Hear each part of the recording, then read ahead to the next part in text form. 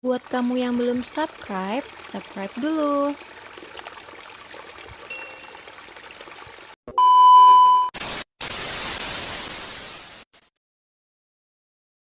Oke teman-teman, ini adalah video lanjutan dari yang sebelumnya. Kali ini aku akan membuat judul tugas akhir.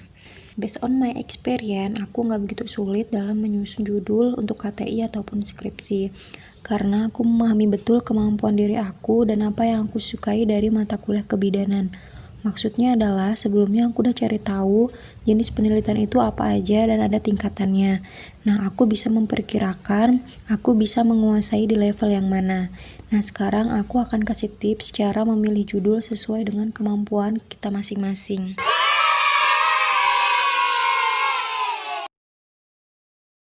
Langkah yang pertama adalah menentukan rumusan masalah. Seperti yang sudah saya jelaskan pada video sebelumnya, langkah awal melakukan penelitian harus membuat rumusan masalah terlebih dahulu, karena sebagai bahan acuan permasalahan apa yang sedang fenomenal ataupun yang layak diangkat dan perlu dicari jawabannya melalui proses penelitian. Setelah mencari kesenjangan, tentu teman-teman sudah tahu di mana masalah itu terjadi. Contohnya adalah, misalnya kita mencari sumber permasalahan dari data profil Dinas Kabupaten Suka-Suka. Di sana dijelaskan ada terdapat satu wilayah ataupun kecamatan dengan status kesehatan masyarakat yang sangat rendah. Sebut saja pada kecamatan Duka-Duka yang memiliki permasalahan pada lingkup ibu hamil, ibu bersalin, ibu nifas, bayi, balita, lansia, dan remaja. Selanjutnya kita lihat dari poin kedua, yaitu mengangkat topik dari mata kuliah yang disukai. Dikarenakan proses penelitian itu cukup rumit dan panjang, maka teman-teman disarankan untuk memilih ruang lingkup permasalahan yang teman-teman minati atau terkait mata kuliah yang disenangi, agar teman-teman dapat menguasai teori-teori dan semangat dalam proses pencarian literatur. Misalnya teman-teman berminat untuk meneliti terhadap ruang lingkup bayi. Misalnya pada bayi terdapat masalah ini, dan lain-lain. Kemudian dari ruang lingkup bayi itu terdapat beberapa permasalahan tadi, silakan dipilih salah satunya yang akan diangkat sebagai topik dari penelitian kalian. Jadi ini akan lebih fokus kepada satu permasalahan saja. Satu permasalahan saja ini dapat dijadikan beberapa judul.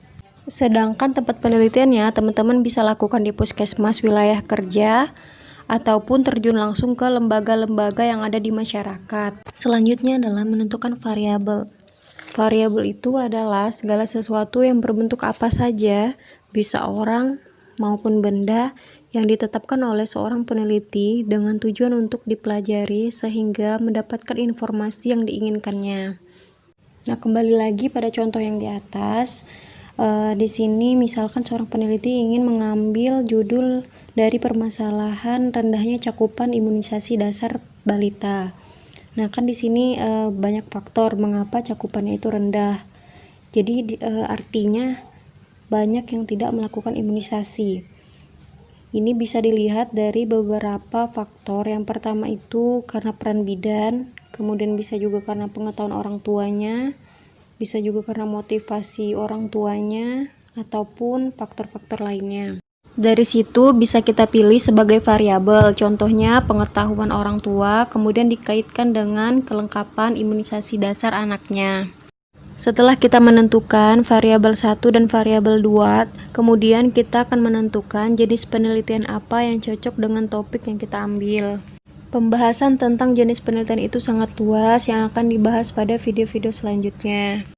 Langsung saja kita ambil contoh, misalnya pada variabel 1 dan variabel 2 ini mau diteliti sejauh mana. Apakah hanya ingin melihat gambarannya saja, atau menghubungkan antara variabel 1 dan variabel 2, atau mengevaluasi, atau menganalisis, dan lain-lain. Tergantung sejauh mana seorang peneliti ingin menelitinya. Selanjutnya adalah metode penulisan judul. Penulisan judul tidak boleh menggunakan kata tanya, dan penulisan judul juga tidak boleh menggunakan singkatan kecuali singkatan yang sudah baku. Kemudian aku memberikan contoh bagaimana cara membuat judul penelitian. Kali ini aku akan mengangkat topik tentang bayi usia 6 sampai dengan 12 bulan. Karena aku suka sekali mata kuliah tentang neonatal, bayi, anak dan remaja. Nah, selain itu, bayi usia 6 sampai dengan 12 bulan juga tidak sulit untuk ditemui. Makanya ini bisa mempersingkat waktu penelitian kalian ini agar responden ataupun sampel yang kalian cari itu cepat terpenuhi. Nah, dan aku pastikan juga judul yang aku angkat ini belum pernah diteliti sebelumnya. Selanjutnya aku akan memilih bayi yang seperti apa yang aku teliti. Jadi aku mengambil bayi yang mendapatkan ASI secara eksklusif dan bayi yang mendapatkan susu formula dari 0 sampai dengan 6 bulan. Nah, selanjutnya aku akan cari variabel kedua untuk menghubungkannya. Nah, aku pikir salah satu jenis tumbuh kembang yang jarang bidan lakukan atau pantau itu adalah soal pertumbuhan gigi. Makanya aku akan memilih itu biar menjadi judul yang anti mainstream. Nah, setelah kalian menemukan variabel 1 dan variabel 2, maka kalian tinggal menambahkan kata depan. Contohnya seperti gambaran, hubungan, faktor-faktor, evaluasi, pengaruh, dan efektivitas ataupun banyak contoh lainnya. Tapi kalian tidak boleh asal pilih karena ini akan berhubungan dengan metodologi penelitian kalian, bagaimana sistem kerjanya nanti, dan bagaimana cara mengolah datanya setelah kalian melakukan penelitian. Nah, di sini saya akan memilih kata depan itu yaitu evaluasi. Nah, setelah kata depan ditemukan, kalian tinggal menyambungkan antara kata depan variabel 1 dan variabel 2 dengan kata sambung. Kata sambung yang bisa digunakan biasanya adalah terhadap, dengan, antara, dan lain-lainnya.